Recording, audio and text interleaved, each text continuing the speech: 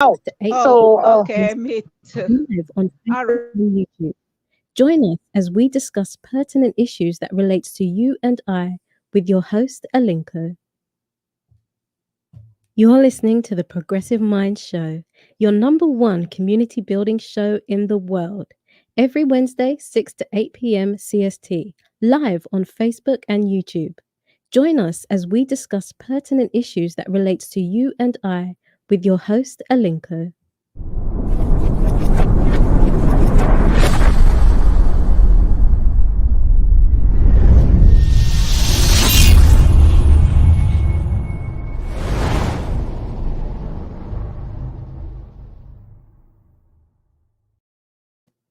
Welcome, everyone. This is the Progressive Mind Show. We are glad that we are coming your way this evening. It is 6:10, 10 minutes past hour 6, and we apologize for the late start in the show. But again, welcome. This is where we build our community by engaging you and I in pertinent dialogues such as these. Today, we are going to be talking to the people from the Global Institute. We also have a fine gentleman in the person of Cy Smith. He's going to be telling us about his organization and how they are helping build our community. It is June 28th, 2021. We will be taking the Captain Mike segment when we come back. The show will continue.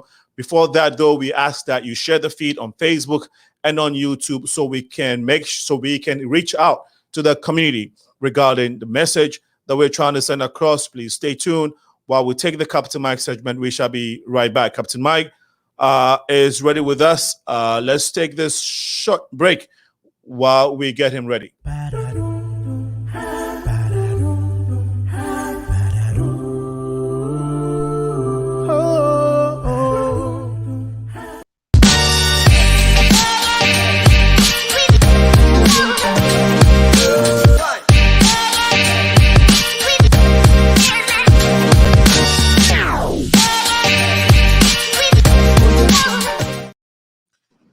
Captain Mike, today is June 28th. The weather has been somewhat good.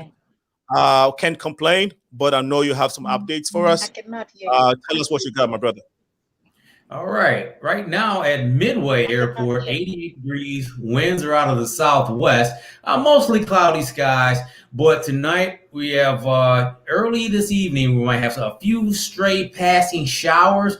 But later tonight, we're going to have to watch out for possible severe thunderstorms moving their way from the southeast from central Wisconsin.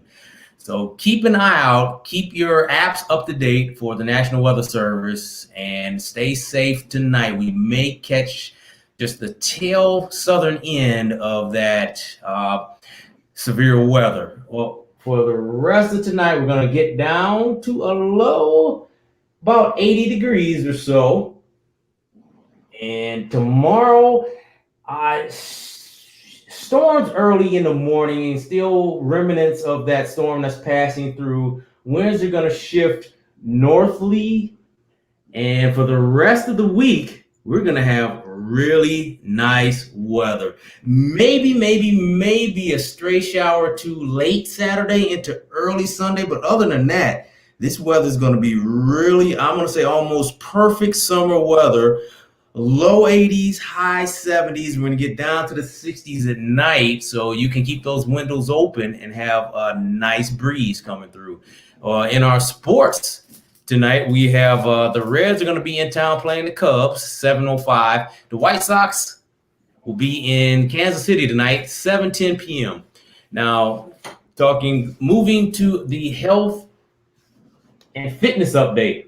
Those of you who like to work out in the summer outside, I'm going to have a few tips for you to be careful. One, check the weather. Watch the Captain Mike segment or watch whoever your favorite forecaster is. Make sure you watch those forecasts. Look out for heat advisories, ozone alerts, or air pollution alerts. And if you have any of these, go move your workout indoors. Choose early workouts. Avoid the 10 to 3 p.m. time frame because that's when you have the greatest heating of the day. And if you are going to work out outside, choose a shaded area. Dress in light, loose colored clothing. Light colors reflect light And try to wear cotton. That helps evaporate some of that body moisture. Use sunscreen to avoid skin damage. Drink lots of water. What did we say? Drink lots of water. Stay hydrated. Even if you're not thirsty, keep drinking water. And you drinking in about 15-minute increments, and drink a lot of water after your workout to try to rehydrate. And pay attention to your body. You have early this year feeling dizzy, faint, or nauseous. Stop your workout. Listen to yourself. Your body knows better than you do about what's going on. And with that, Sena, we're going back to you. Thank you, as usual, brother, for giving us the latest in weather, sports, and health. We always appreciate your time and your input to the show and our community building agenda. Well, any plans for the evening today? Yeah, have dinner with my dad and maybe check out a movie tonight. What's out? Do we have any special movie? Anything out tonight? Anything? Well, actually, it's a documentary about one of my favorite actors, Val Kilmer, who was played Iceman in Top Gun, which, of course, you know, being a pilot, you have to know every word to that movie. So I'm gonna go see if it's interesting. Well, and you know, we like to get updates with regards to the airline industry. What's popping? I mean, it's not what's popping, but what's new with the airline industry? Is it picking up now? Just like last couple of weeks, we seem to be in a holding pattern. Right now, we're about 76% of the capacity we had in 2019. So things are holding steady really well. So we're just waiting for that international traffic to try to boost our numbers. But for now, domestic traffic looks good, 76%. So it's holding steady. Yeah, 76% is, it's better than, I think it looks like the numbers keep progressing, right? Each time you give us an update, it looks like it's going, you know, that's a nice trajectory to the numbers. So good. Absolutely. That's good. Yeah. Okay. Hey, bro, as always, thank you. And we look forward to seeing you next week. See you next week. Thank you so much again, Captain Mike. That was his segment. Well, was a segment for weather, sports, and health. We hope that you were able to grab some tidbits for the summer. Good evening. Welcome to the Progressive Mind Show. My name is Sena, aka Alinko, and we will be diving straight into the discussion this evening. Please bear with us. Actually, we would like to take a short break because we're trying to get our guests into the show. We'll take this short break. When we come back, we will definitely get to our guest for the reason why we're here. Please stay tuned and remember to share the feed on Facebook and on YouTube.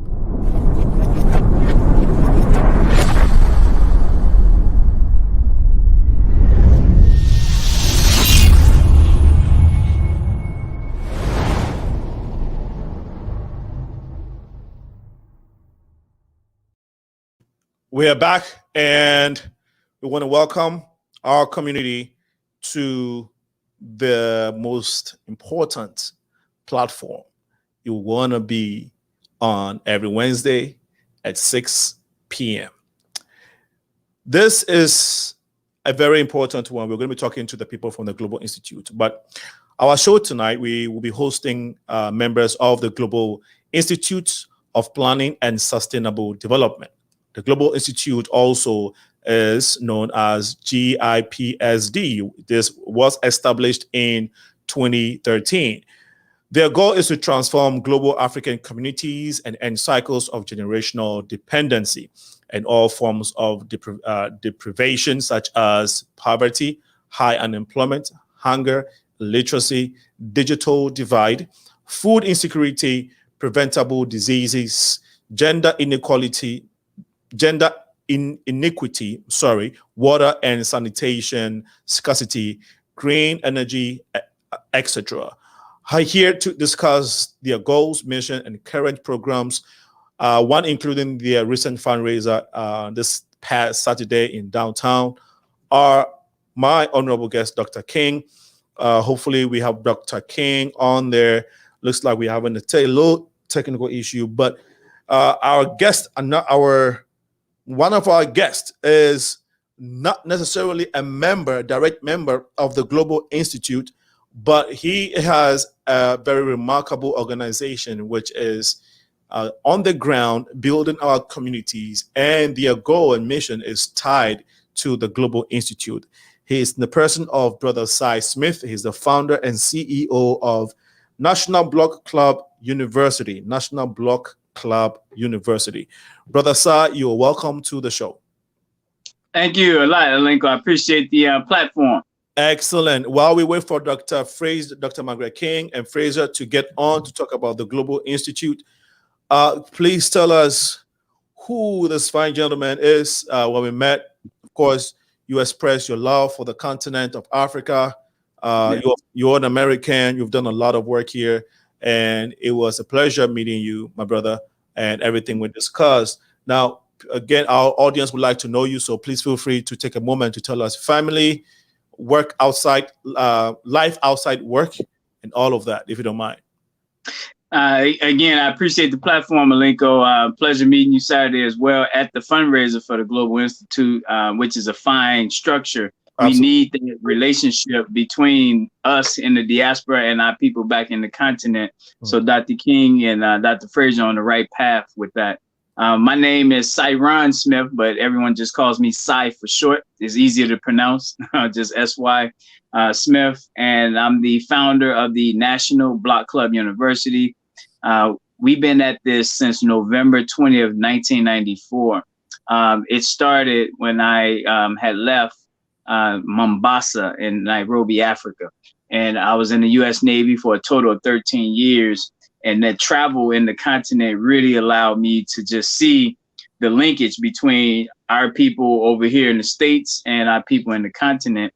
And so being in the Navy on a ship of 3,000 people, I just took what I saw on the Navy ship and created something for us as a people. And what that is on the Navy ship of 3,000 people, it was 3 levels to every person on that ship. Someone who was an elder, near retirement, if you will, someone in their prime, and then someone like myself who was fresh out of boot camp. And this is for every job. So the people that work on the aircraft, the people who work on the ship itself, the dental techs, the medical people, it was 3 levels. And I said, what if Black America was structured that way, where block by block, we knew who the retired carpenters were on the block, who are the 16-year-olds that love working with wood on the block, so that we can make sure that they get together. We call that RAY, R-A-Y, which is retirees, adults, and youth for every profession. So that's what we do at the National Block Club University. We're a Black Census Bureau, if you will. Our role is to go block by block across Chicago and 20 U.S. cities and do the inventory so we'll know how to link people together. And the unique thing is we took 20 countries in Africa. Out of the 55 countries, we took 20 and we aligned it to 20 U.S. cities and 20 Chicago neighborhoods, so that when we meet people, they'll know exactly the pathway to how they can support Mama Africa. So that's what we do, Linko. Wow, that you really give us a very good view and insight to your organization, and we really appreciate you taking time to break it down the way you did. I think we probably have the 2 beautiful ladies. Dr. King, are you ready for us? Because we only see your hand.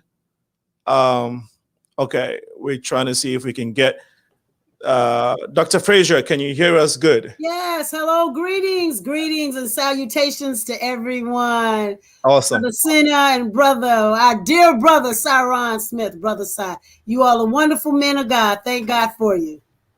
Awesome. Absolutely. And we basically give us a very great insight to his organization. Very proud to hear a brother do awesome work. I was going to ask you, you said you went to Mombasa. Would you say that's the only African country you've been so far? Oh, that is the only one. Yes, that's the only one.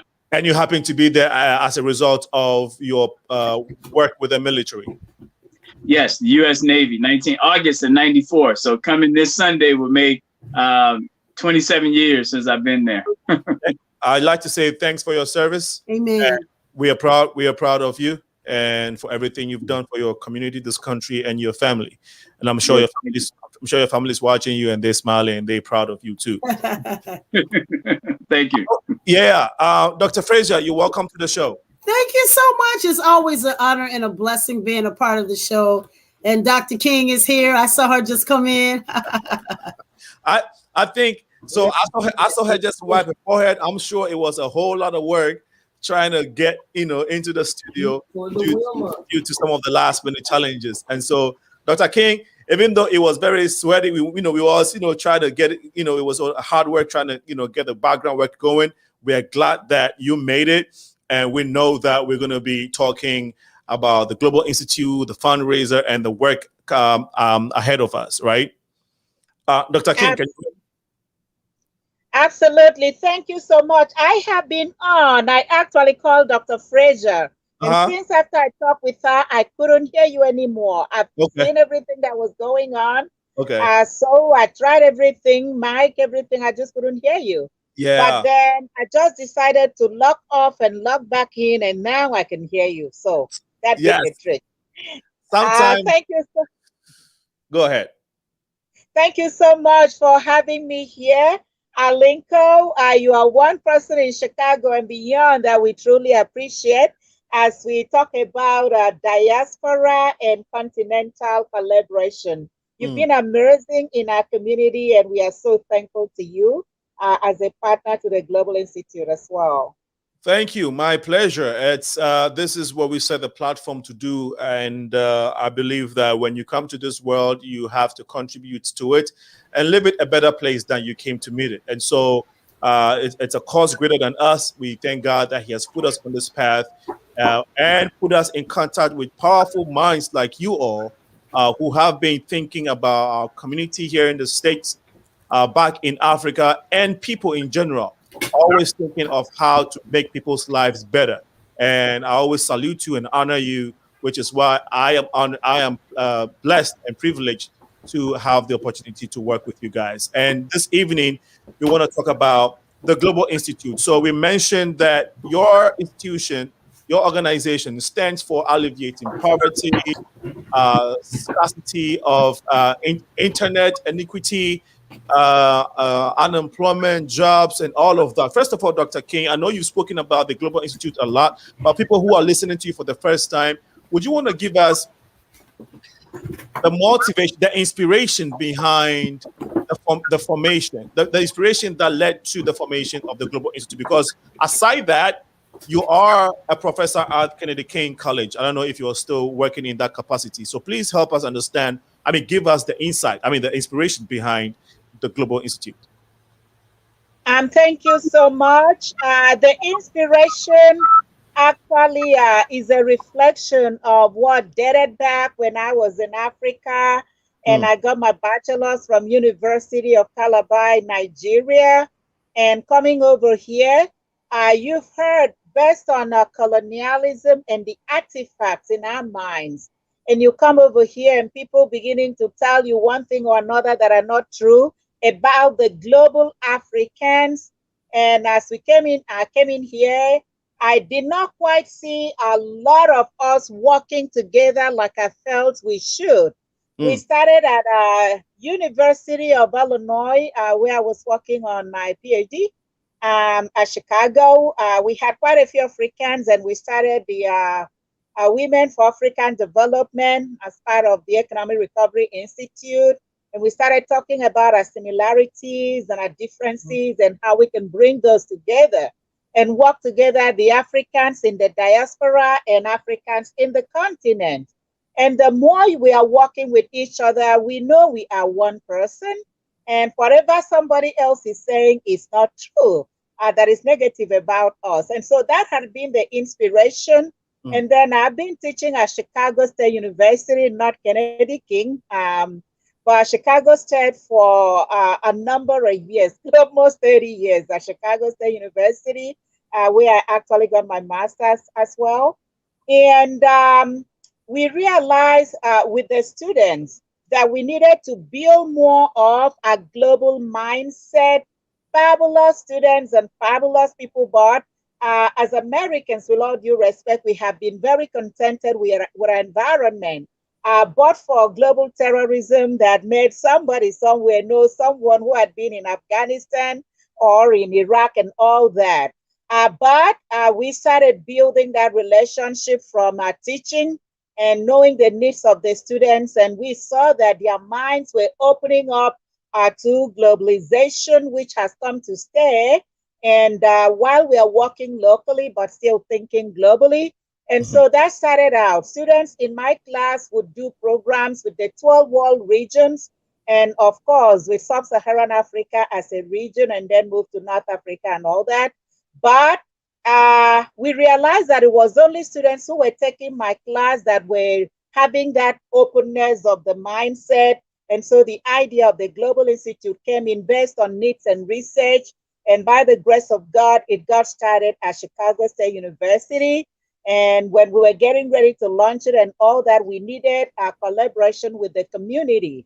And that's when you will not even believe this. A lot of things happened. Thank God for our global African community. Our Dr. Frazier from here in the US, originally from the continent, and Miss Cecile Johnson from the Caribbean.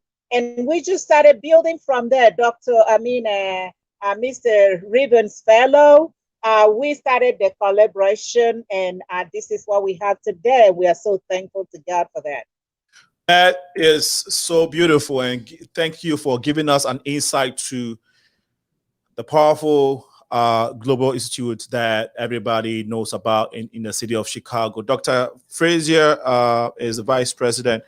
You mentioned her in your submission as part of the people that initially gave you the push or were with you and helped this thing grow. And when I met you, maybe, I don't know, I think we met in 2017. I'd already heard about how you would bring, first ladies of Africa, right? First ladies of presidents of Africa, and actually some African presidents to the state to engage and try to see how they can use their resources, their influence to not only help the people of Africa, but the African-American community as well, which is why I'm sure you have a lot of support from Dr. Frazier and Mr. Riven. Dr. Frazier, you want to speak to what she just said and what moved you to work with Dr. King when it comes to the Global Institute? Well, I'm glad you asked that question. Greetings again to everybody. Dr. King and my brother Cy, and of course you, my dear brother Sena. But anyway, part of this, and I would always say, it's divine providence for me, because starting off as a younger woman, much younger woman, having majored in civil engineering, it was always in my spirit after a period of time, once I've graduated and everything, I said, I want to go to the continent and help build up infrastructure and all that. That was all a part of it. In addition to that being a part of my ministry, in terms of connecting us together. So the Lord, I say by divine providence, it was something special. The introduction or the inaugural event for the Global Institute at Chicago State. So myself and Sister Cecile, and at another time it was another sister who was with us, we all came together. And it was a wonderful event that we came together as one body. And of course, Dr. King, bless her heart, she was pushing this thing, pushing it. And we were all pushing it too, because we saw in the spirit that it was important for us to have this three-prong. Dr. King from the continent, Cecile from the Caribbean, and me being here in the United States, of course, by virtue of the transatlantic slave trade. But the reality is that that's why we got together. And so we know, and we knew at that point we had to do something. And from that point on, we've just been connected and doing the work, because we understand that it's important for us to be united as a people, as one body. We know that things have been put in place to keep us separated, to say that, oh, I'm this and they're this, but there's only one body and we represent that body. And so we also know of all of the wonderful resources that Africa has that many of our brothers and sisters in Africa don't even realize, and other people are coming and ravaging and taking over and everything like that. So we have purpose in our hearts to make sure that we are the components or the entities to bring things together, along with other well-wishers who believe in the same thing. So this fundraiser that we did, we're encouraging and everybody, you know, admonishing everybody to be a part of this great work. You know, I have to quote Brother Malcolm X. He said, if you're not a part of the solution, you're part of the problem. And we can't sit back and complain about things that we're unwilling to change. So the point is that Africa is, whether we've been over here and we've been over here 400 plus years, that's still the origin of our existence. And we have just as much a right to the benefits as well as blessing our brothers and sisters over there. And they, of course, reciprocating. And so this is how we came to pass doing this work now. So the Global Institute of Planning and Sustainable Development has been birthed out of the struggle, knowing that we have to take care of business and we can't expect somebody else to do for us. And so our premise is about self-sustainability. We have enough work. You know, we have our hands, we have enough resources. And Dr. King preaches this all the time on the Global Institute platform on WhatsApp. We have everything we need. And then, of course, with Brother Cyron, he's also connected in Africa, and we're all connected. Yeah. So it's like, it's common sense, right? You know, you come on and do what you got to do to make things work for our people and have a legacy for our children, where everybody else is benefiting from our labors and the works that we have. You know, it's time for us to benefit from it. So, of course, we are very committed to this work, and we are very committed to seeing the fruition of everything that God had intended this to be. Wow. Dr. Frazier, yes, apart from you working with the Global Institute, and thank you so much for sharing. That was powerful. It sounded like an inaugural speech for, you know, the diaspora coming together, something like that. You know, very, very powerful delivery, and thank you. Yeah, very moving and inspiring. But aside your work with the Global Institute, what are you into? Who are you?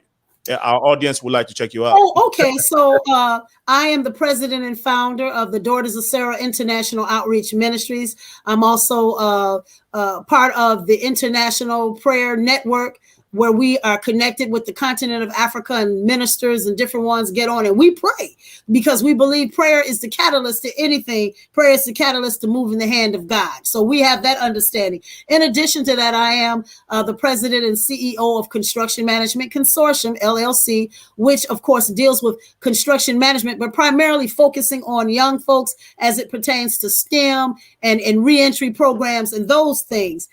In addition to that, you know, educator, I already said a civil engineer. And, you know, of course, in the area of construction, I serve as the dean, the national dean for the U.S. Minority Contractors Association. And then, of course, I'm a wife, mother, author, and I can continue on, because it's all by the grace of God that we do what we do. Dr. King has an extensive and exhaustive resume, vita, however you want to call it, and the same as Brother Sai. And so we have that out there, and God has positioned us to do the work that he's called us to do. And we are committed to fulfilling this. And one of the things that's really a blessing is that we're in the season to do this work. So our position is that we want everybody to come along, but if everybody doesn't, you know, I'm going to use the vernacular that people use: one monkey don't stop no show. So that's what I'm going to look at it from there. One monkey don't stop no show. We're going to continue on doing the work, and prayerfully other people will see the necessity of participating in this, so that we can do what's got to be done to bring forth for our children in particular, and making sure that we have that legacy. So thank you so much for this opportunity. Really appreciate it. Thank you so much for, you know, giving our audience an insight to who you are apart from your work, and we really appreciate it. Dr. King, Dr. King, I know you have a lot of accolades. Can you help share outside this? You know, you want to share who Dr. King is, so people can get to understand, you know, that you're not only, you know, trying to do this trade thing, because the people who know you a lot of people who know you associate you to working for the Global Institute and working for the Chicago State, but we want to know who you really are outside this. Thank you. Thank you so much, my brother Alinko. And again, Dr. Frazier, you know you're my sister, power pack girl. That's why we gel together. God bless you. Brother Cyron, it's amazing. Thank you. And also, of course, to the global audience that are watching us again tonight. I just want to thank God for the grace of God. Nothing. We are nothing by ourselves. But we are something in God. And I just remember how the scripture says that he picks up the weak things of this world that he may confound the strong. And we cannot be strong on our own, but when we rely on God and want to do what is right, he helps us. Like I mentioned, I got my bachelor's at University of Calabar in Nigeria in geography and regional planning. And I came over to the United States, got my master's at Chicago State University in geography with a concentration on neighborhood development. And at UIC, my PhD is in urban planning and development, focusing more on the policy aspects of it.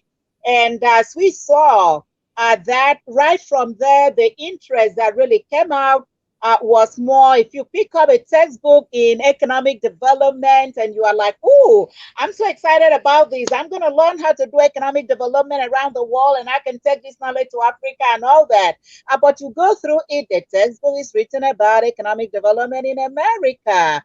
It wasn't that globalized at that point. And so we started thinking we needed to do something that would make us more marketable and in terms of transfer of technology. And that's what I did. My dissertation, the first thing that I wrote, and after that I've written many articles and books on it. I still have about 3 books to go out now. But we wanted to make sure we take a look at the best practices of economic development, community planning around the world.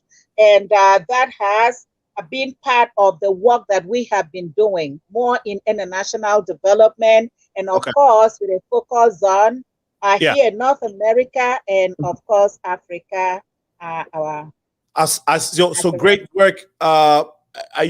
Family, social life, how is that like? Are you also a preacher like Dr. By FRAZIER? the grace of God, I'm also in ministry. By the grace of God, we work with a team, we lead in apostolic faith, of course, in Michigan. That's where the direction God has led us right now. There was a need, a Macedonian call. We've been worshiping here in Chicago. A Macedonian call came to start a group there in Michigan, and that's what we did. Of course, we meet in person there and also virtually online. And I'm married. Yeah, anyway, family person too, right? I am married to a fabulous guy, and yet King, my husband, for who we celebrated 30 something years of marriage, and I'm blessed with 2 fabulous children.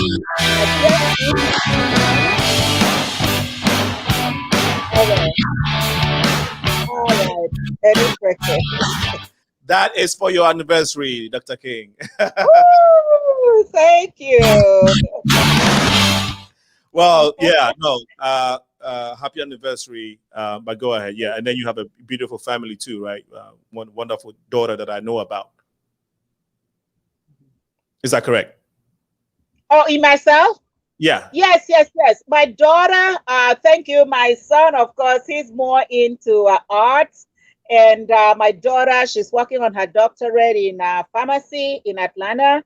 And we are thankful to God. They are also involved in the ministry as we work to bring our young people together to know the Lord and to love their community and help out.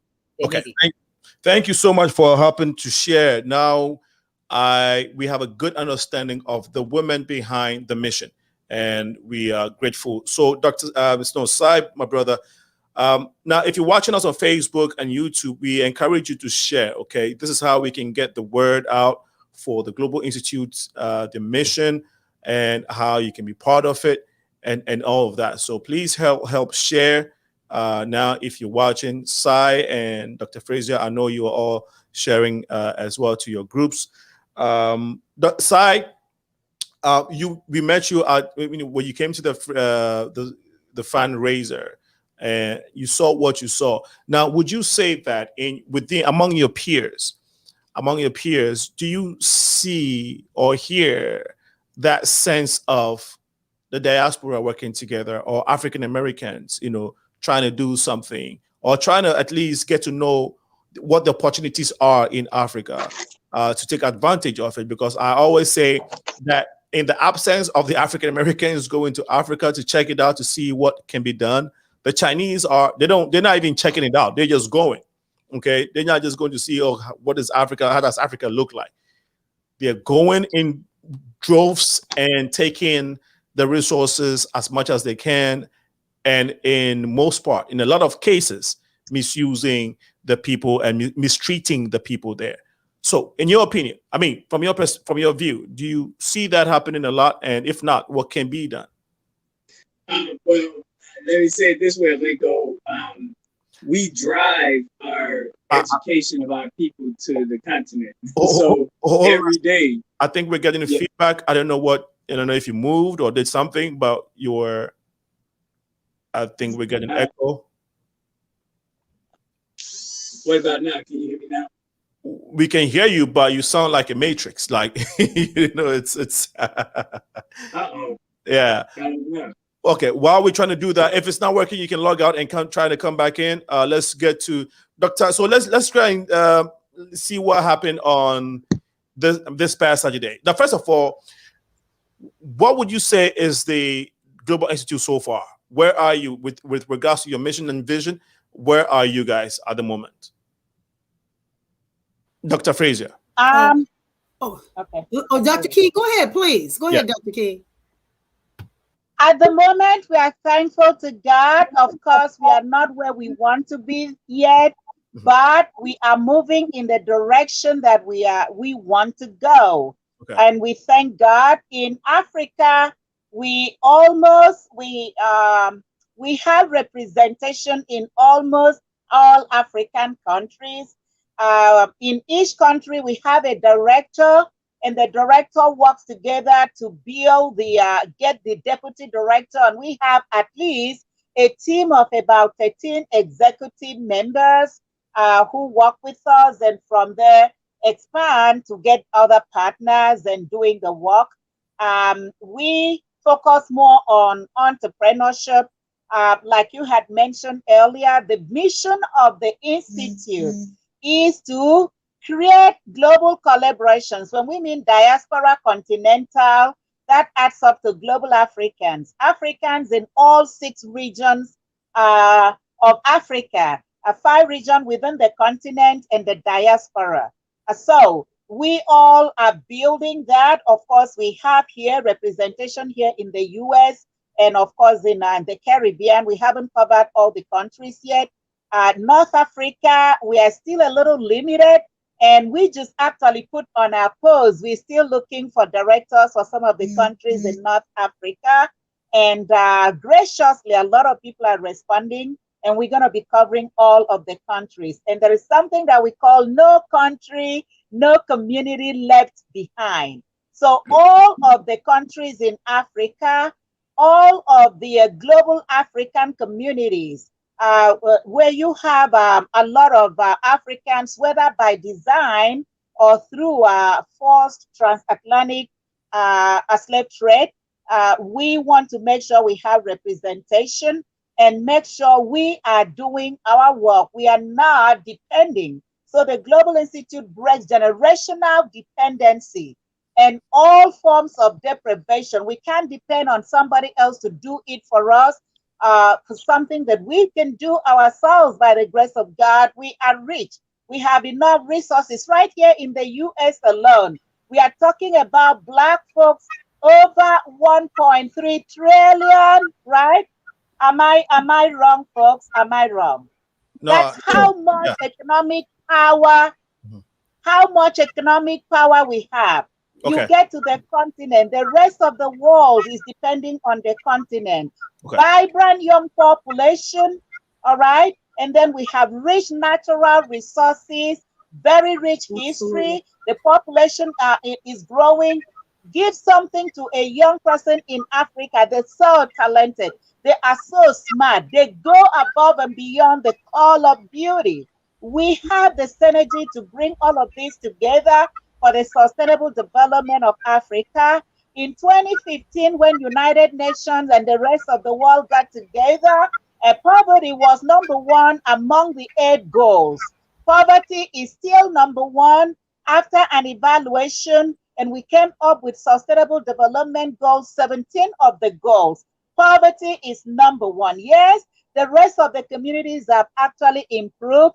And don't get me wrong, there is improvement in Africa, but it's not getting to where we want it to be. So the Global Institute believes we cannot sit down and we talk about our sustainable development unless we are proactive about it. And so we are in collaboration with TRADE. I'm sure you're going to ask us about that in a bit. We are also connected with Association of African Universities to make sure the type of education our young people have is not creating more unemployment, but rather the university. We are working with the universities to make sure that young people, whatever they learn, they get to know this knowledge.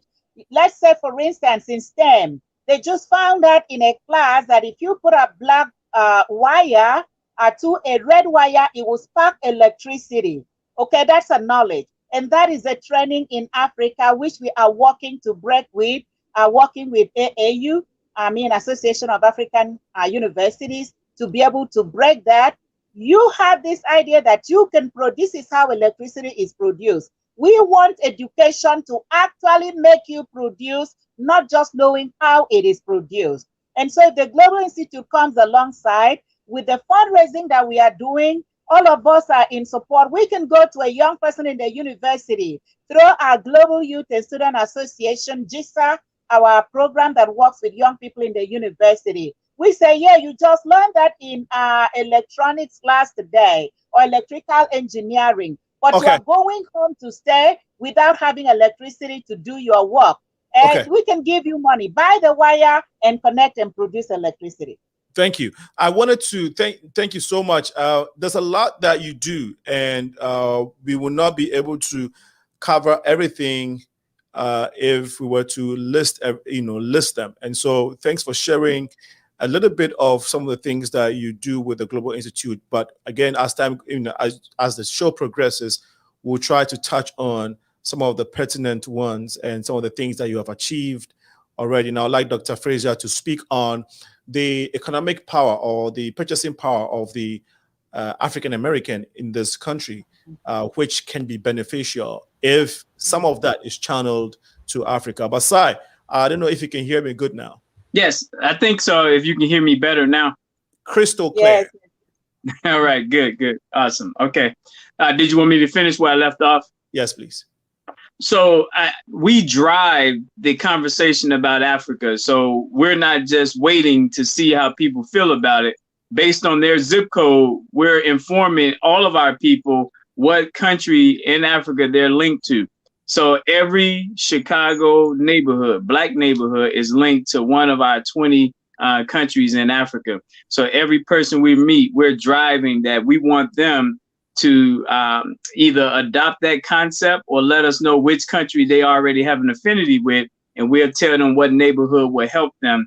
And we ask for everyone to donate pennies to Africa, And this is a spiritual link, because when you get people in the spirit of giving, even if it's 1 penny, it's a spirit behind that giving, and they're thinking about the continent. So we feel like that's key to not just talking about Africa, but getting people to take an action as we grow that and get it eventually to where we're sending thousands of dollars over there to the continent. Very powerful. And I also wanted to get from you if you get a sense of people talking about what you're doing, like the diaspora connection. Do you get people, a lot of people, do you see momentum of folks within the African American community trying to know some of these things that you were talking about? We got in Nigeria, we have about 20 children over there that make signs, and we pay them when they make these signs, and the signs are saying who's on duty in the US. And so we get so many people here in Chicago and across the country who's excited to see these pictures every day of our children in Nigeria educating us on stuff that people in the US should know, but they know it because they studied the Matrix and they know exactly every day. So we see them, and now they're doing happy birthday from Nigeria signs to our key leaders, and that makes them feel very enthusiastic about the relationship we're establishing with the continent. That is very beautiful. How long have you been doing this again, brother? November 20th, 94. So. Yeah, okay. So you started this. I thought I may have missed it, and pardon me, because I know that you went to, the first time you went to Africa was 94 via the military, and so this is when you established National Block Club University.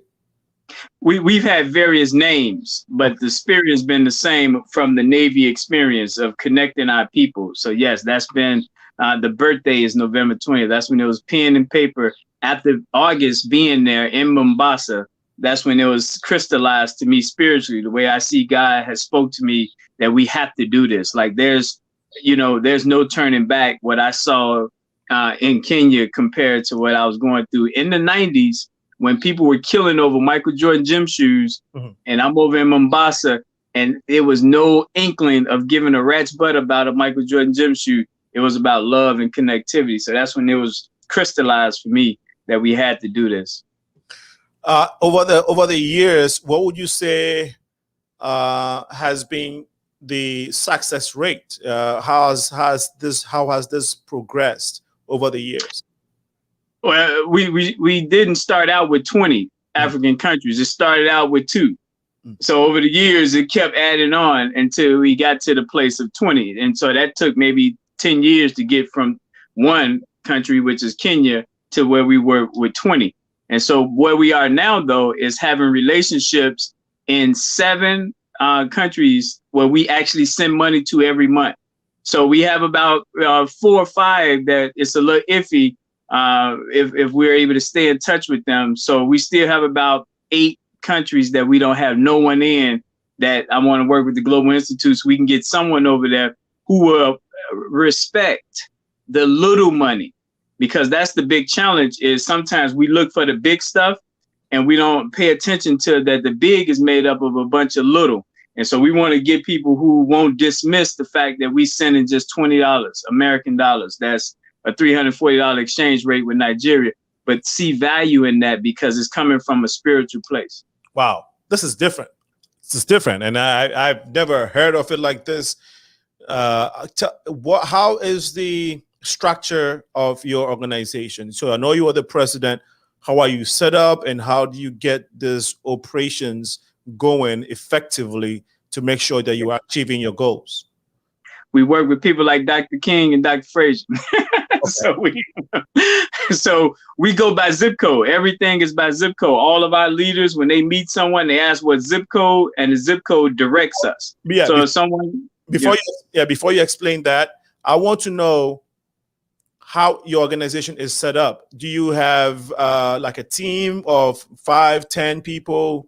And you have foot soldiers on the ground who do the work. Like, can you help us establish? Can you understand that?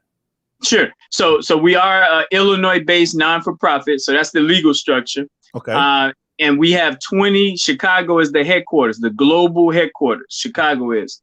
So every Black zip code where Black people are the majority group in, has one leader, and that leader is called the governor of the zip code. The governor of the zip code is the person that works with our sister country in Africa. So it's 20 governors in Chicago matched to 20 African countries. And the governor's job is to work inside their zip code to meet the people in their zip code, educate them on the connection to Africa, and get them to support it. Wow. So if someone is in zip code 60601, you have a governor there. And that governor, one of his responsibilities is it's like a door-to-door thing, business to business, trying to literally talk to people on, the opportunity or the impact of their $1 to Africa. Is that how it works?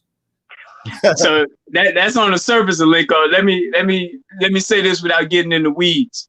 So all 20 countries in Africa has been given one career field. So Ethiopia, the flag behind me here, is our link to all trade, all construction. So Dr. Frazier, who is construction executive, is linked to Ethiopia because of that craft of trade and construction.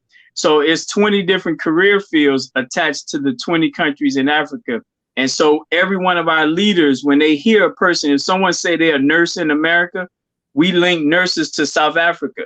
So that person has a link to South Africa where their pennies would go as well. So that's how deep it is, bigger picture. But we try not to bog people down with too many of those details. Yeah, no, thanks for sharing, because it's good to know and have an understanding of what a national block club university is, right? To a lot of our audience, it's new. I don't know, it looks like we may have a caller. Somebody's trying to contribute to the show. But if you do want to call it's not my personal line. For those of you who know me, they like to call my personal line. It is 815-277-5047.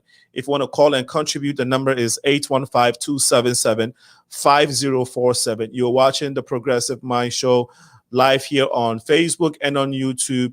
And we are talking to the leaders of the Global Institute and the president of National Block Club University, the person of Cy Smith. We're sharing projects and missions that is geared towards helping the diaspora and also Africans. And if we want to contribute, please feel free and give us a call on the number that I just shared. If you're watching us live, the number is at the bottom right corner. You can please go ahead and do so. Thank you so much, Cy, for sharing.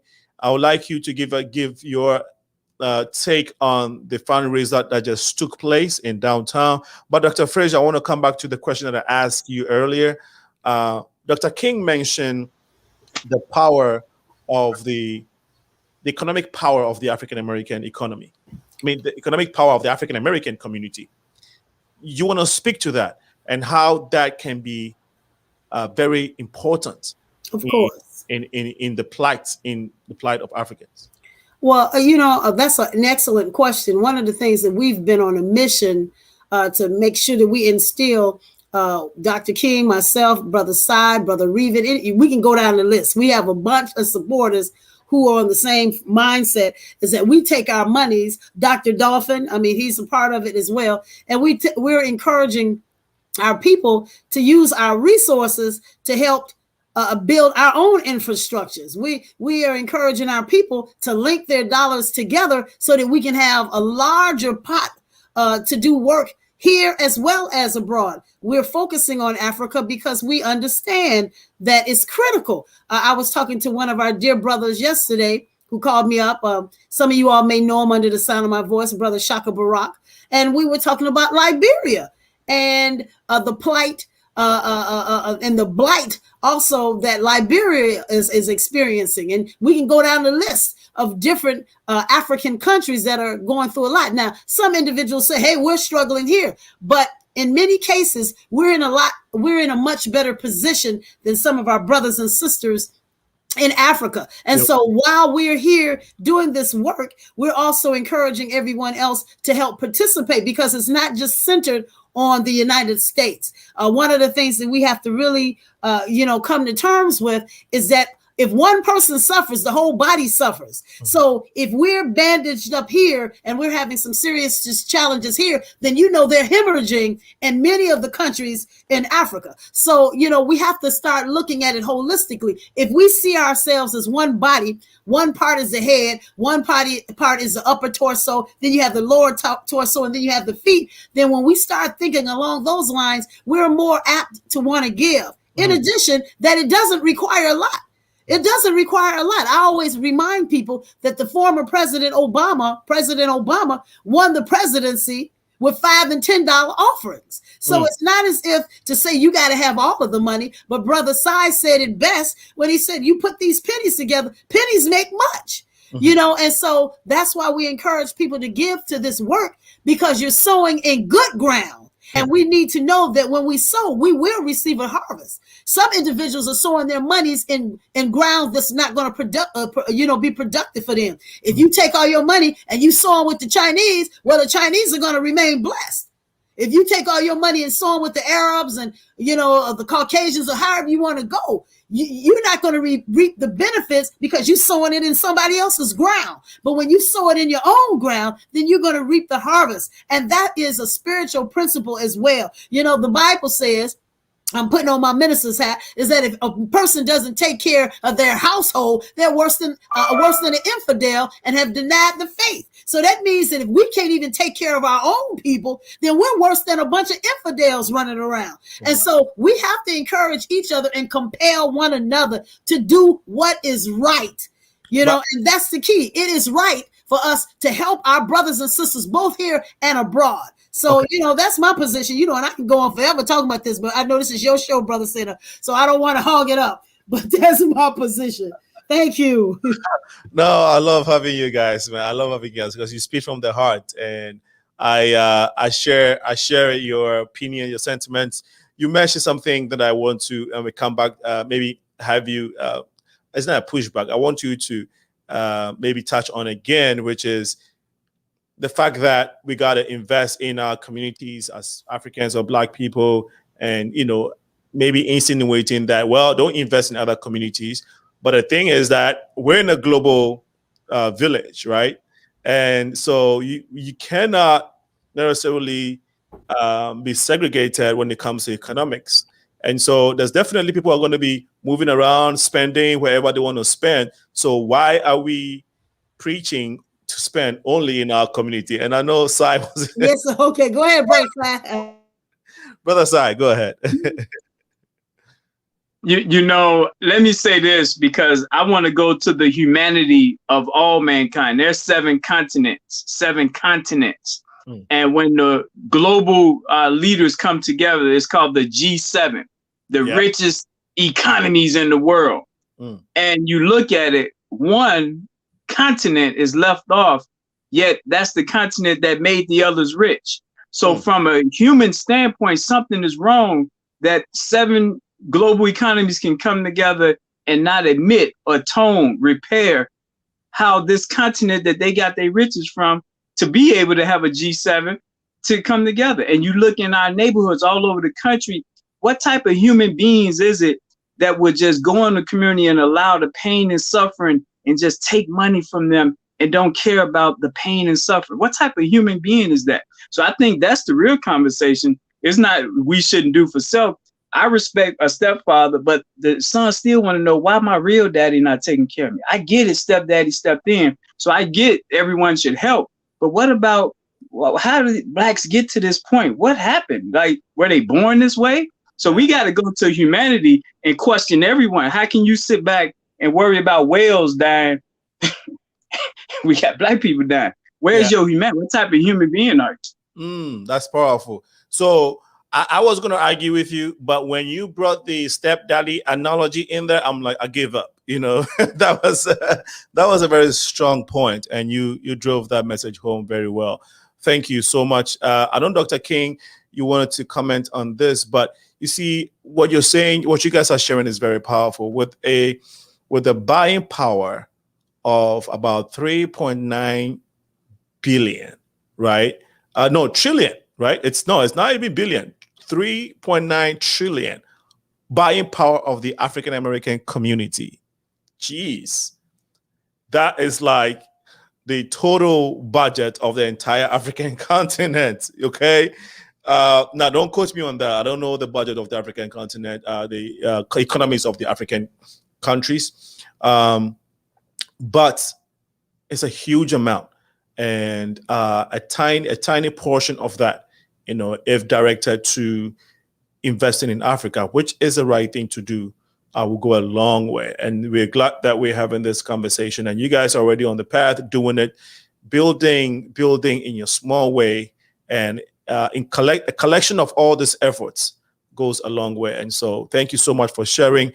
There are some comments that we'd like to get to on our feed. But Dr. King, do you have something real quick, a comment that you wanted to get out real quick before we get to the comment on our feed? Absolutely. Thank you so much for that. We are Christians. We do not segregate or hate anybody else. We love everybody but the issue is you cannot love your neighbor unless you can love your neighbor as yourself. That means self-love. It is not selfishness. It is a principle a major principle of economics about self-interest. Everybody has self-interest. Selfishness is a different ball game. That's negative. So if we cannot do for our people, like Dr. Frazier had expressed, if you cannot take care of your household, charity must begin at home. You can't go out talking about somebody else when you cannot show it. We want to walk our talk, and our talk starts from us.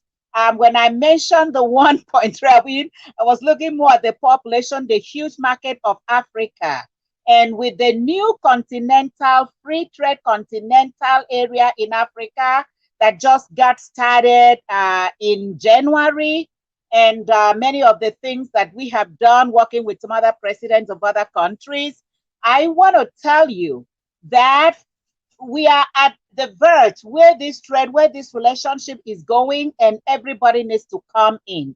If you're not a part of it, we cannot complain about what somebody else is doing when we have the solutions and we are not providing. So we want to encourage everybody else, jump in and be a part of the solution.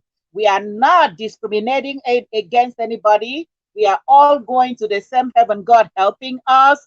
But economic development principle believes in investing in your community.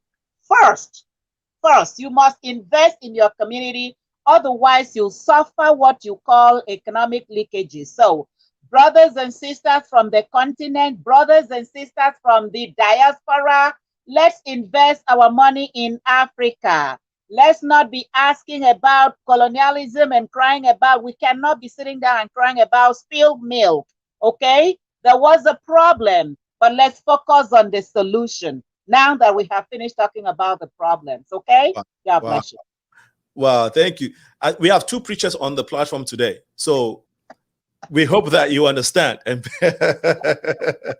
okay, yeah, we're giving you the economics, but the sermon's got to come through. The word of God has to, they say it cuts. It's a two-edged sword. It cuts both sides. Okay, so what they're trying to do is they're trying to pierce your body with a message, the economic message, and then pierce your soul with the word of God, so you can get to what you have to get to. No, whichever one you like. No, but it's powerful the way the message that you were sharing, and thank you so much, Dr. King, for the way eloquently breaking it down. That this is a time that we do something for our communities, because the Asians do it, okay?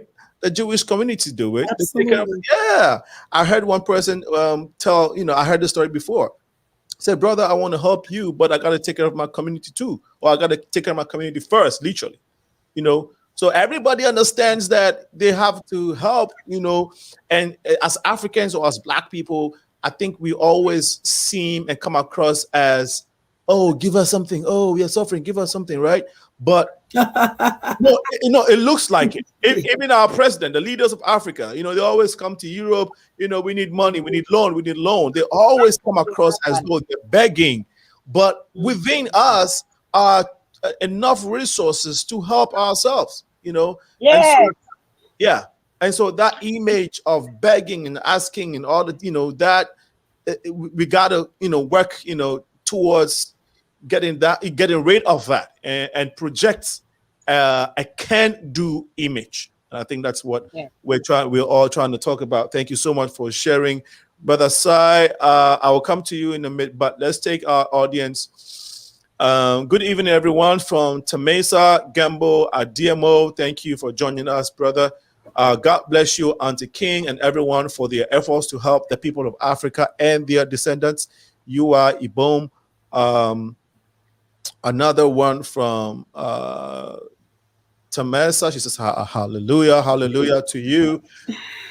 Thank God for you all. This is from a brother. This is from the same Temesa. Want to make sure if it's a lady or guy, so I'm not addressing you. So I'm addressing you the right way. So pardon me if I didn't get it, but thank you for your comment, Temesa. Johnny Wood says, another great show as always. Greetings from the motherland. Hey, Johnny Woods, I did not know that you were in Ghana. So greetings from the United States. Greetings from Chicago. I hope that I'll text you. Now that I know that you're in Ghana, I want to communicate with you so we can get some projects. I'm not big project, but I'll communicate with you. So part of my husband and I becoming the okay, so I think this is a personal message from Temesa. Thank you for sharing. It says it's that okay. Yeah, okay. It's okay. That happens to me all the time. Is yes, what is needed. Okay. I'm sorry I couldn't get that correctly, but help me if you can. Dr. King, will there be opportunities for diasporans to gain access to government contracts from African nations for development? That is a very smart, brilliant question. And Dr. King, you may help respond to that. But before you do so, let's get some more comments. Some are like sheep, some are others crabs in a bucket with no lid and think they can't go anywhere. But that small-minded bucket, we are part of the solution as you beautiful spirits in this divine virtual unity. Thank you again. Temesa, you're great. So many comments, being a very awesome contributor. You really do care about our community. Thank you for your support. Should the financial investing be reciprocal, or should all the investing be targeted towards African community businesses? Another brilliant question. Nigel, I don't know if you're a professor like Dr. King, but you're a great guy. I like your questions. And we'll try and get our guest to answer. I was actually just talking to somebody in Ghana about this. Another question, another comment from Rebecca says, you are well organized. Great job. And I think this is going to the ladies. Thank you, Rebecca, for your contribution. Southern and East Africa have the most stable government structures on the continent. That's from Nigel. My husband is going to take this ICC Royal Council for our reign. God bless you all to continue to blessing us. All right. Let's see if we can get another comment from, okay, we have Amadi Okere just joined us. And last comment from maybe question or comment from Nigel. The Chinese and Lebanese have big government lines of credit, which is completely different than spending power, which is a loaded economic catch phrase. Well, thank you again, Nigel. Let's see if we can answer his first question. Let's see, I think we missed this one. Alinko, do you believe the continental Africans abroad should be pioneering these types of initiatives? Well, yes, I would respond to that directly, but I think I'll have Dr. King respond to the first question, which is should the financial investing be reciprocal or should, yeah, okay, let's take this one and we'll go to the other, I think his first one. Now, Dr. King, you want to respond to this real quick? It says, should the financial investing be reciprocal? Like basically, should Africans also be doing the type of investments we're calling for African Americans to do in Africa, here in America, especially in urban communities? Investing is open, all right? We're not limiting anybody. That's why I am very specific. We are not segregating in any way. You have the ability to invest anywhere. What is investment? Once you can get profit for the money that you are putting into work for you. And if you want to do that anywhere, yes, you can. But the focus of today's discussion is about global Africans investing in their own communities. Right. Also investing, collaborating with somebody in Africa, diaspora. That's why the Global Institute is here to work with you and help you. We have representation in almost all African countries, and we know that this is the largest market in the world right now. We have the North American, what used to be called NAFTA, MCA. We have the EU, but with almost 1.3 billion people, that's the largest market. So we want to encourage people to work with one another in Africa and invest. It is a place that you can reap very much. Now, within the global African communities like here, maybe Jamaica, Haiti, any of the other ones. We do have representation there as well. As a matter of fact, our sister just moved back to Jamaica, and so she's going to become the director of Jamaica. We do have one of my former students, an international studies student, Evelyn Castro. She is in charge of Dominican Republic and all that. The point that we are making is, let us collaborate and invest. And our Global Institute is here to help you do that so you do not make mistakes. Excellent. And you can also invest in your community. Thank you so much for responding to that comment, Dr. King. Okay, so this one was addressed to me personally, so I'd like to respond, Nigel. Yes, I completely believe that continental Africans should be pioneering these initiatives. Why? Because if, like Sai just said, when a G7 meets, Africa is not there.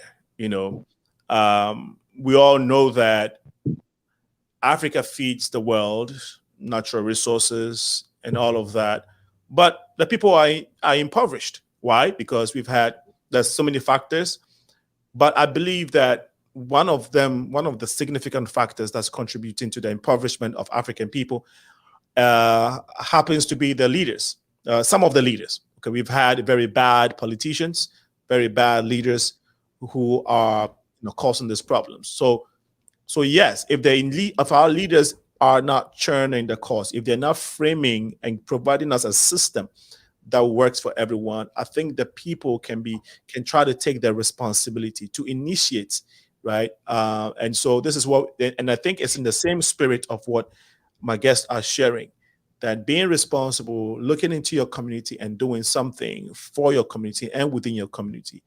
And one of them is Global Africans taking these initiatives. And this is what we try to encourage on this platform week in, week out. So yes, my brother Nigel, you are very right. At least we try to do it in our own corner. We hope that other continental Africans are doing the same. We're sending the message. Hopefully we create enough awareness, to get the conversation going the right way. So yes, again, Nigel, you are very right. Thank you so much for your comments. Now, we would like to take a short break. When we come back, the conversation regarding the Global Institute and Brother Sai's organization will continue. The Diaspora collaboration when it comes to continental trade will continue.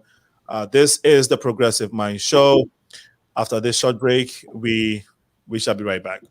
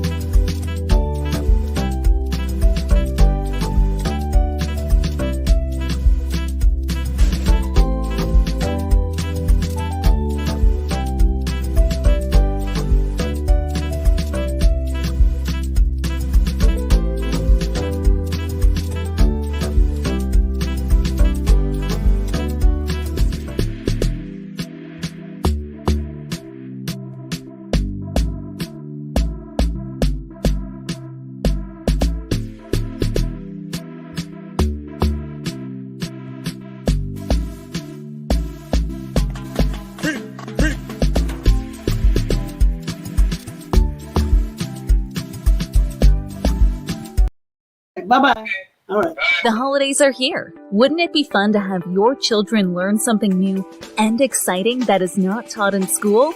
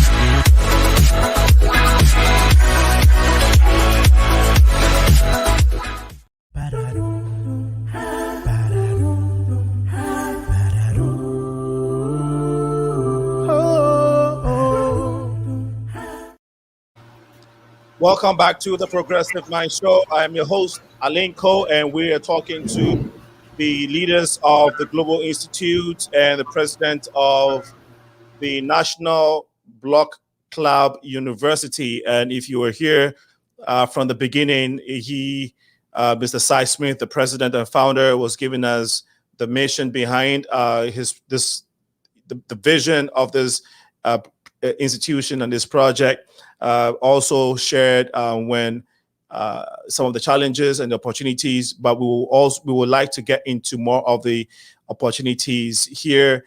The conversation has been interesting so far with regards to Diaspora, Continental, global trade, and keep your comments coming in. We've seen some of your comments, very interesting and very intellectual.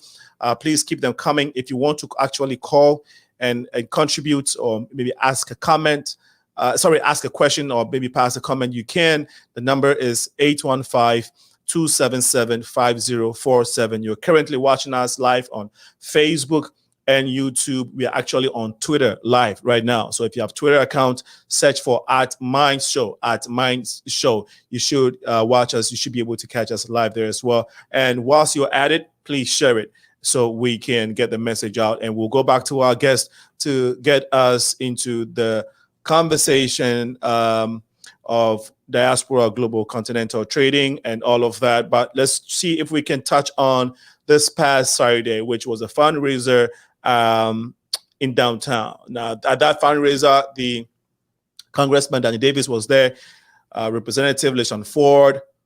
We also had the brother with Fabric Trek, brother Dewan, great guy. So your opinion, let me start with Cy. Give us your own opinion of the fundraiser and how you feel about it, and all of that. Then we can go to the ladies. Yeah, it was necessary, and I wish our zip codes would have been able to take their contributions and pennies they collected and contributed versus we're going to have to centralize and do that. But it would have been nice if every one of our 20 Black neighborhoods would have contributed to the Global Institute. That's a goal we'll continue to strive toward, but that would have been ideal. Then it would have been perfect. But it was great to have both the federal and the state legislators there. That's amazing. That shows the respect for the Institute. And then the Fabric House hosting it shows the respect. So the respect is there. The food was, I saw everyone enjoying themselves and eating. So I think it was good. I'm not sure if the goals were met monetarily or not, but that's what I mean by every one of those Black neighborhoods need to learn about the Global Institute so they can support it going forward. He said something very powerful, that the congressman, the state rep, LaShawn Ford, were there giving this fundraiser and your organization the credence, and you want to speak to it. What do you think was your overall feel with the fundraiser, Dr. Frazier? Well, the fundraiser, it was impactful because we were able to connect with several individuals on the continent, as well as the ones that we actually had in the room. And of course, that was the key, having the synergy, because we're trying to break down barriers as well to people thinking that we don't have a love for our people, and dispel the notion that, our brothers and sisters on the continent, they don't like us, and all of this is, all of this stuff that the enemy has put out there to keep us divided. It was a good fundraiser in the sense that people were engaged. And the thing is, it was also a good fundraiser because the people now have been exposed to the Global Institute. We had the hybrid setting where some were actually in person and some, of course, were on the Zoom, but people are getting exposed to this more and more. And as you talk to different ones, you find out people are becoming more conscious. And the Global Institute, by and large, is contributing to that because now people see that, hey, we can do something to help. I'm just going to say, as an aside, I'm the chairperson for the National Black Agenda. Okay. We have information in this book pertaining to how we need to interact with our the national, the global institute in terms of connecting with our brothers and sisters on the continent of Africa. So it was a wonderful event. But I'm going to say, as an aside, that we need people to contribute. We need people to contribute. And as I said previously, it's good ground. And so wisdom would say that if you are sowing in good ground, then you're going to receive a good crop. You're going to receive a good harvest. So we encourage everybody.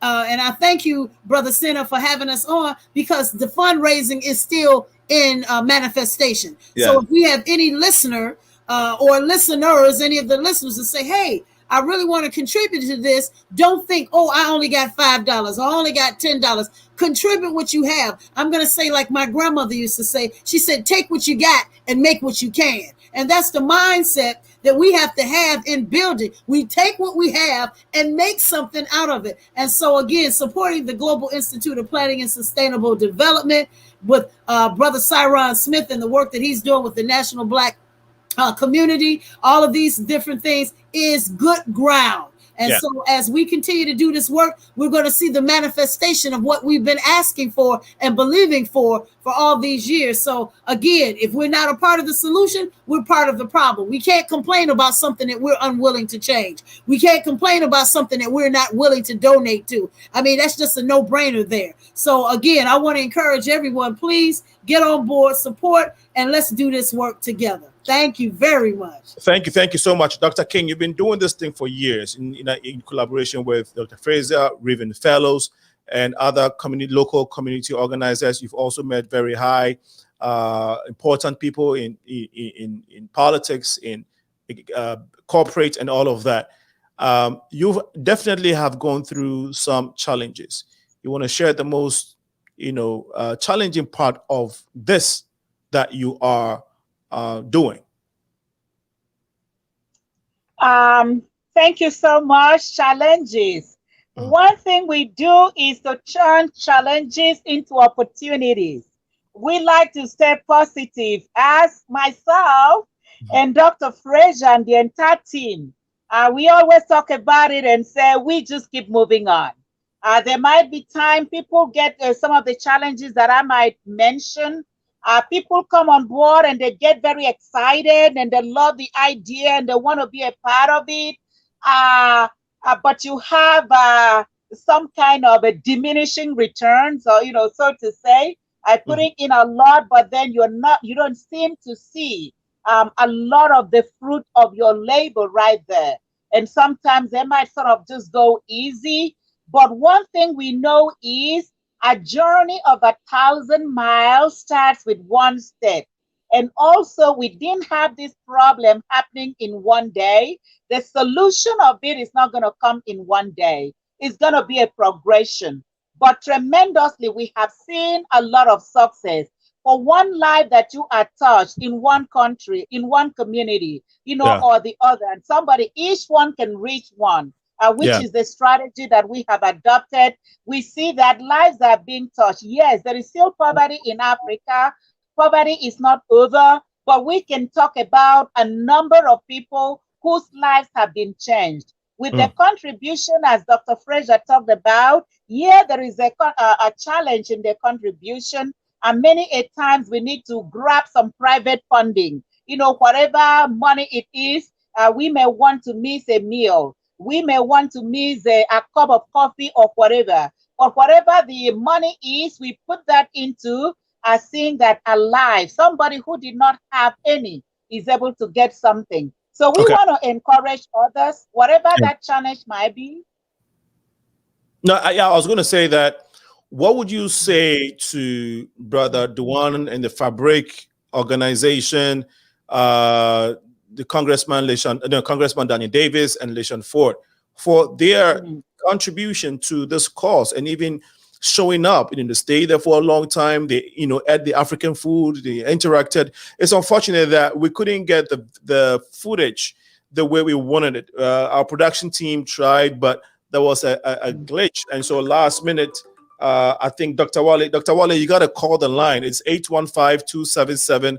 815-277-5047. Again, I was trying to say that we wanted to get the footage But please pardon us that last minute there was a challenge, and so we are not able to play you know, the event. We try to play back again. Dr. Wale, my gosh, Dr. Wale, I'm on set, and if you're trying to reach me, I am live on the show. So please, if call me later, or you can call the studio line, which is 815-277-5047. Dr. Wale was at the event as well. So, but that being said, what do you want to say to this three? Everybody was important there, but go ahead. Yes. I want to say a big shout out, a big shout out to Congressman Danny Davis, Papa Africa. We love you. We love this man at the federal level, taking charge of trade. We see that it comes down to our neighborhoods, right here, the Global African, and of course, by the grace of God, we are planning a trade mission from Illinois here to African countries. So you get ready, folks out there. Congressman Danny Davis is coming. Illinois is ready to trade with you in Africa. I'm looking at our brother, good-looking brother. Woo! Redford, LaShawn Ford. I mean, we love this man. Did you see that? He was at the event, and that's how we deal. You know, in Africa, people were commenting about this event. They could not believe this was awesome.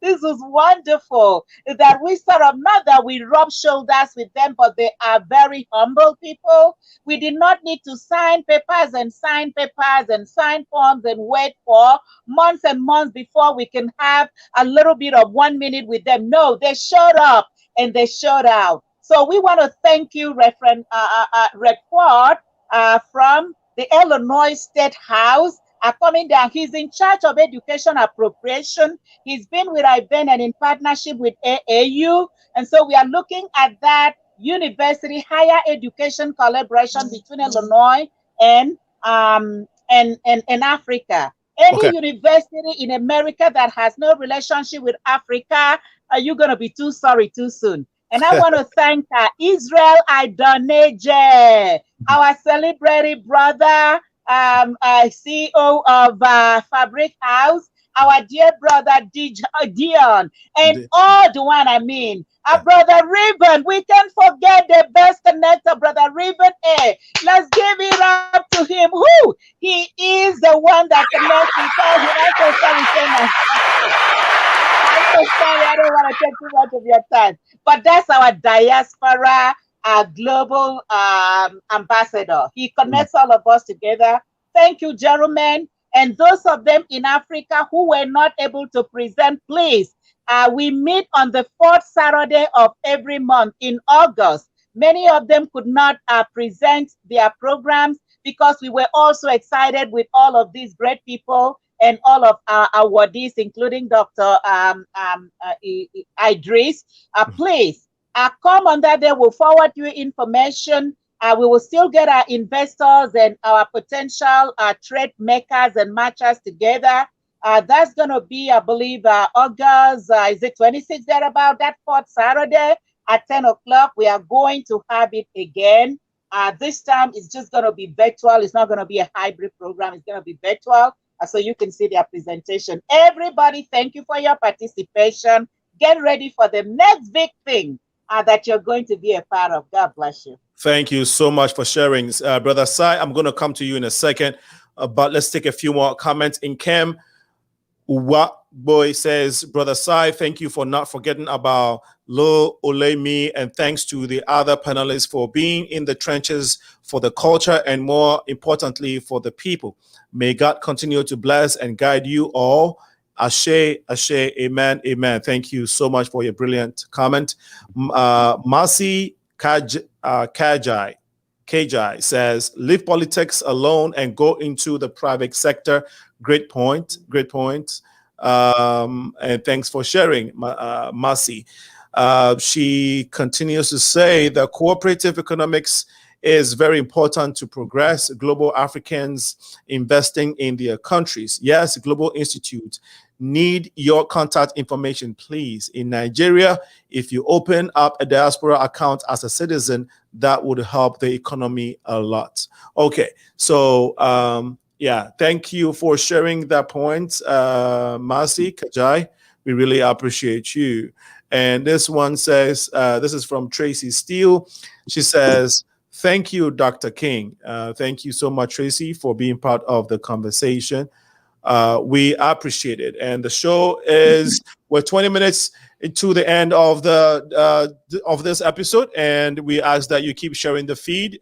If you want to call in, the number is 815-277-5047. And I want to also encourage the community that the Progressive Minds would appreciate your support by donating to us to keep us going, keep us bringing you topical issues such as these and more. And so please visit our website. We encourage you to visit our website, theprogressivemindshow.com. If you put that in Google, it's going to pop up, or you can type thepmsshow.com. Make your donation to us. Like I said, it goes a long way in helping us. Our Cash App detail too is $SENAALINCO. $SENAALINCO. You can cash up us and we will be very much appreciative. Our email is info.progressiveminds@gmail.com. If you have a comment or suggestion or an idea or some of the topics that you would want us to talk about on this platform, please feel free to send us, contact us via this email. You can also reach us on our Facebook and social media platforms. And okay, so I think we have a few more comments, but let's get to Sai, brother Sai. I had a little list here. Okay, you want to go through what kind of list is it? Well, it's some of the statements that I wasn't able to respond to. I wanted to just give my 2 cents to. Oh my God! Please go ahead. I'm sorry. I should have given you. Go ahead. No. Well, one of the guys wrote about should continental Africans be a part of redevelopment themselves, and I want to say that sometimes, most of the time, unfortunately, you need outside help, and so we have compromised leaders in every echelon. And sometimes external can get more done because they're on the outside and they're not as compromised. So we know China, all other countries are working with some African leaders who may be compromised. So we need outside help. It is a global issue. What's happening to our people in the continent is happening to us in urban America. So it's a global issue. And a good example is Coca-Cola is the largest employer in Somalia. And so Coca-Cola is headquartered in Atlanta. So from Atlanta, Americans can have influence on what happens in Somalia from here. So that's just another example on how you need the global working together. It's not some isolation that we can do on our own. The other thing is investment is not just money. We need to have so many of our people from Africa coming over here in foreign exchange, where they coming over here working for Black businesses to bolster them, because the manpower is different. A lot of our people here mentally may not appreciate working for Black businesses where our people in the continent will. So that type of exchange can boost vibrancy in neglected neighborhoods. Last thing, Belgium is talking about reparations to Congo. We need to be talking to Congo about how to invest in urban neighborhoods so that we're paying rent to people from the continent instead of paying rent to other ethnic groups coming in our neighborhood, buying the real estate up. So those are the points I wanted to get out there. Excellent. That's very good. Yeah. Awesome. You wanted to add a comment to that, Dr. Frazier? Well, I certainly agree with what Brother Cyron said, because that's the mindset that we have to have. And the work that the National Black Club University has been doing it's been phenomenal work. And he, along with the other individuals who are the governors and everything, they're doing the trench work. And to just piggyback off of what Brother Sai said, he calls all the time. I mean, when it's a particular week or a day that you're supposed to be on point. So like sometimes he might call me on the educators day when they have, or someday he may call me on the construction day. So he has this well thought out, it's framed well. And if we as a body can connect those spokes together and then come along and galvanize ourselves with the Global Institute and the work that we're doing and will continue to do, you're going to see great gains. And so that's what we have to do. So I really appreciate this. Thank you so much. Thank you again for sharing. We're about 15 minutes to the end of the show. You're watching The Progressive Minds, and we want to remind you to keep supporting The Progressive Minds. For all of you who have done so one way or the other, we really want to appreciate you, Pastor Ate, Dewan, and then who else? I know there's a brother that reached out the other day. We really want to appreciate you for contributing and remembering us. Whilst we try to get the community going the right way, we can only do our best, and each one of us has a responsibility of making the society a better place. And so just want to say thank you again for those who have supported so far, but we need a little bit more push. And so please go ahead and support us as much as you can. The website is The Progressive Minds Show, and you can also send us a cash app, which is $SENAALINCO. The show continues, and we are going to be looking into how people can get people. Sabra Sai, is there like a sign-up sheet, a sign-up type of format that if people want to join, that can encourage people to that can have people smoothly join the National Block Club University? What's the process if you want to help us? Yeah, the website is www.nationalblockclubuniversity.com. That's National Block, BLOCK Club University.com. My number is 312-405-8844, 312-405-8844. Either of those channels is the best way of connecting with us. Hey, thank you so much, my brother. I gotta give a shout out to this guy, man. I didn't know you were on here, brother Ford. No, Dr. Ford.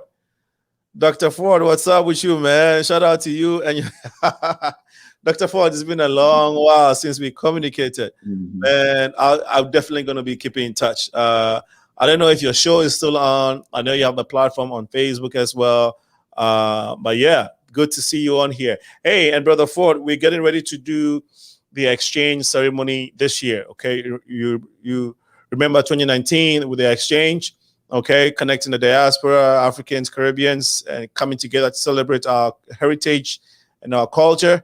Yes, it's coming on this year. So we'll be getting the information out very soon. Check out this space. There's going to be a lot of information coming out. We're working behind the scenes to get everything going well for that event. So just wanted to mention that real quick. Dr. King, you were there last time, right? In 2019. Yeah, Dr. King was there. As a grant. Yeah. NBCU, let's go. This is from Rochelle Lindsay. And okay, so Dr. Ford is still on air. Okay. That said, how can people, Dr. King and Dr. Frazier, what help would you want the community to support the Global Institute with at this moment? Go ahead, Dr. King. Dr. Frazier? Okay, the question was what help? Expecting you to go. You said what help? Yeah. You can What go kind of ahead and I'll join you. What kind of support are you looking forward to get from the community when it comes to your projects and the work that you're doing in Africa and even here? Are you talking about aside from the financial? Yeah, exactly. Aside from the financial, yes. Are there any specific needs that volunteer or some kind of task that you would want the community, if people want to volunteer for you? How can they do that? Why not? Dr. King, tell them all the things we need. Thank you, sis. Well, yes, we do need money, and money is important. Like the fundraiser was to build a global trade hub and training center here in Chicago, Gary, and some of our communities where products of Africa can land here, and our young people here can be getting off the street. And then we train them on entrepreneurship as well. And we get our own community, global community products into the mainstream market. That's what we're raising money for. And then we need volunteers. It's always open. Everybody needs to be engaged, depending on what level. In all of the countries, we are still looking for volunteers to lead. In some countries in North Africa, and some of the countries in the southern parts of Saharan that need to be strengthened. We are always looking for people to come and be a part of this. We have teams in different professions. There are those focusing on businesses, and these are, top of the best that Africa has. We want to pull all of these minds together, whether you're a student, a professor, whoever in the public or private sector.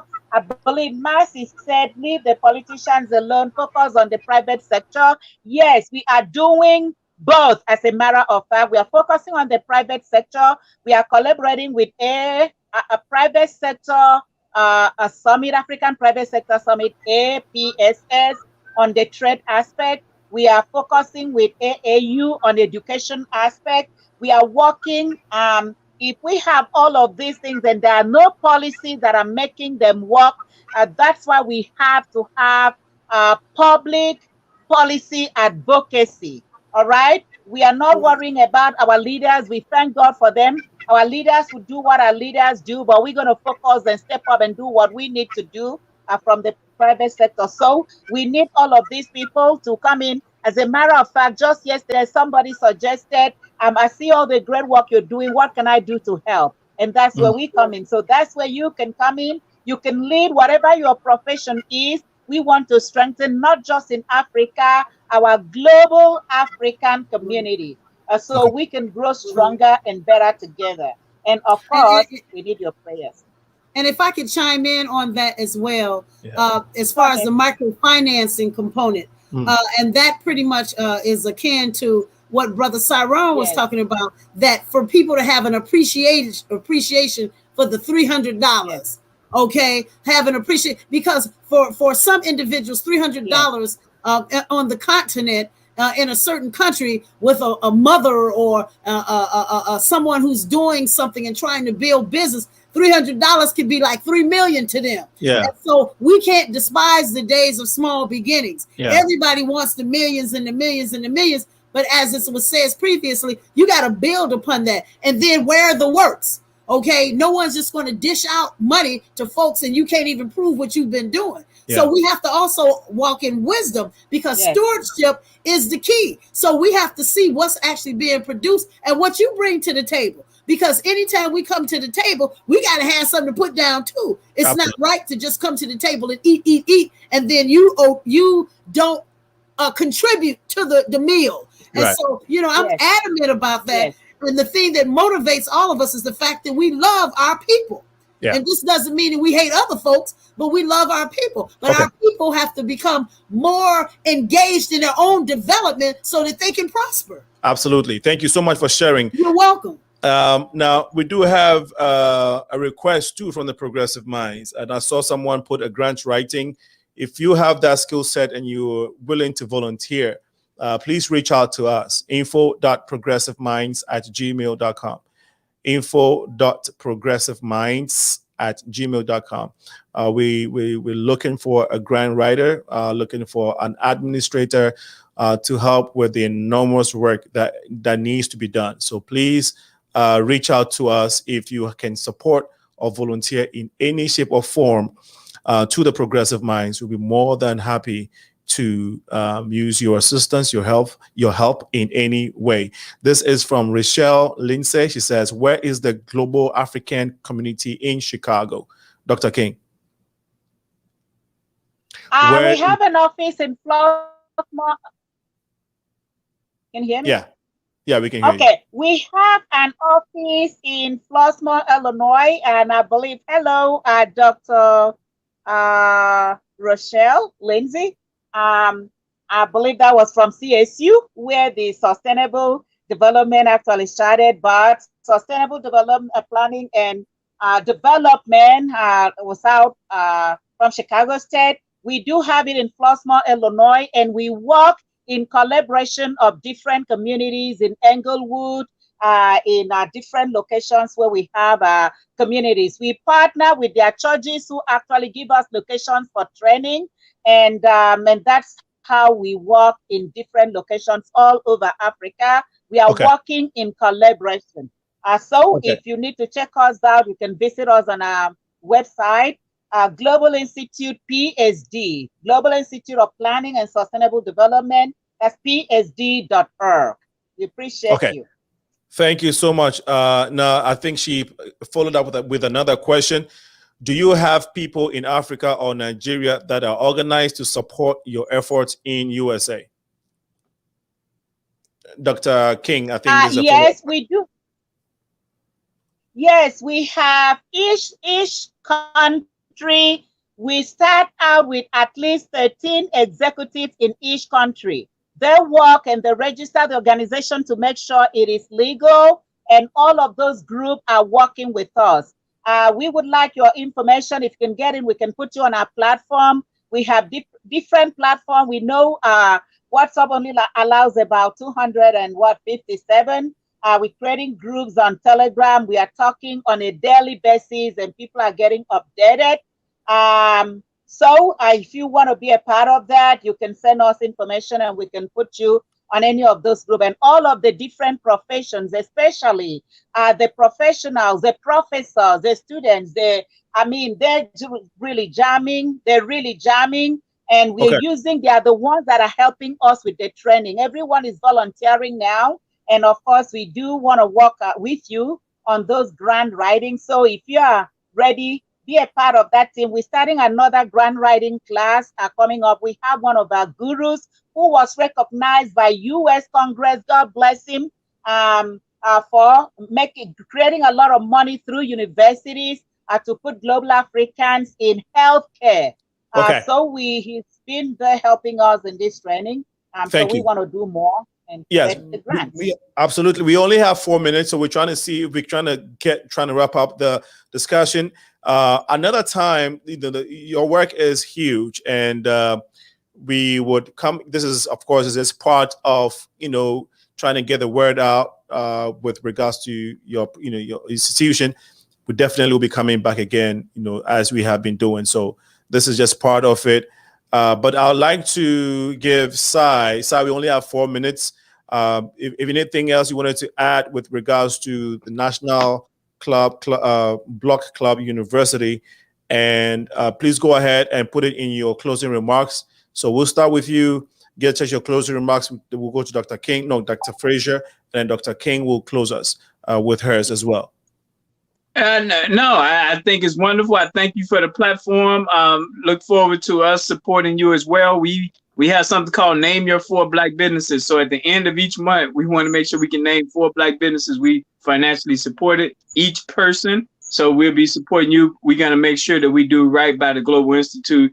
Please, everyone, all of our governors in the zip codes, this is where Dependency Africa can go for right now, this fundraiser to make sure that we do right by the Global Institute. Wonderful cause, Dr. King, Dr. Frazier.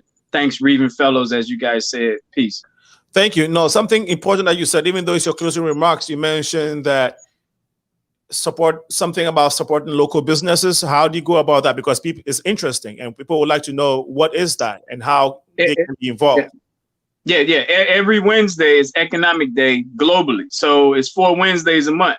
If you follow that concept, you should be able to name 4 Black businesses that you spend money with. Chinatown, Greek Town, Little Italy, they can name 20. We asking you just to name 4. So that's it. How do you do that? Do you call people, literally email them? How do you get people to do that? How do you get the word out? The governors. So Rachel Lindsay is the governor of South Shore. So she's working on the South Shore people to name their 4. All the governors check on their people and their zip codes. Okay. It's interesting, very interesting. And thank you for sharing. Dr. Frazier, your closing remarks, please. Well, all I'll say is I'm definitely in agreement with Brother Cyron, his people. I mean, I'm a part of it too. So they've called me to find out my businesses. But I'm going to defer to Dr. King, give her the last words. Thank you. Thank you, thank you. Before you do that, a few comments that have come through. Let's try and get this one from my brother Steve Hodge. Brother, it's been a long time. Thanks for joining the feed. I don't know who invited you, but whoever did, thank that person, because it's good. It's refreshing to see you, and I'm definitely going to connect. So, brother Steve Hodge, thank you for joining the feed. You can go ahead. Let me see if we have a new comment. Okay, God bless you all. Please contact me if you believe the truth. Okay, I don't know which truth, but Dr. King, go ahead and close us. Thank you so much. The truth is that the global Africans have to work together to help our communities. Continental Diaspora coming together. Thank you so much, Alinko, for having us on this show.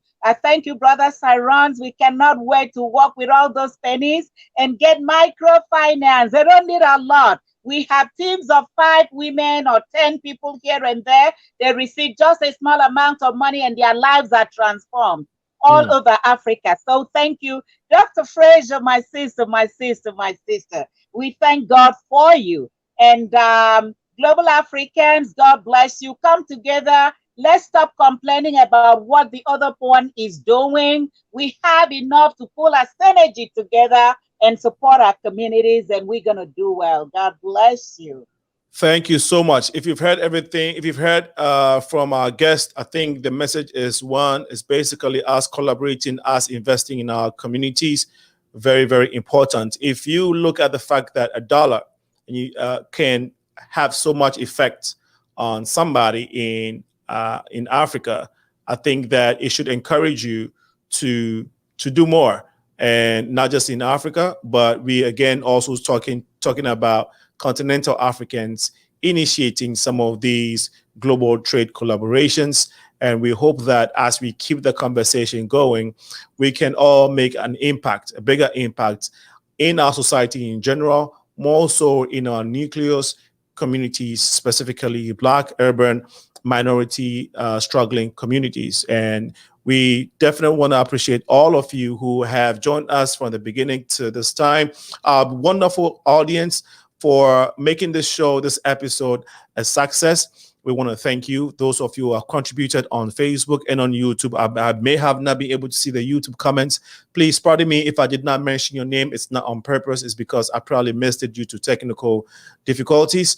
But we are glad that we came your way with this message and you supported. To my guest, Dr. King, Dr. Margaret King, President of the Global Institute, Dr. Frazier, the Vice President, and Cy Smith, President and founder of National Block Club University. I am glad and honored that you came and shared, and we hope that we made a change and impacted someone's life today. To whom much is given, much is required. Amen. And we shall be here this coming Sunday. This coming Sunday, we would be airing at 4 p.m. and not 2 p.m. Okay, God willing, we'll be airing at 4 p.m. and not 2 p.m. Okay, guys, wonderful. Have a wonderful evening. Bless you. Brother Sai, we'll be in touch. Bye-bye. Bye-bye. Bye. Thank you.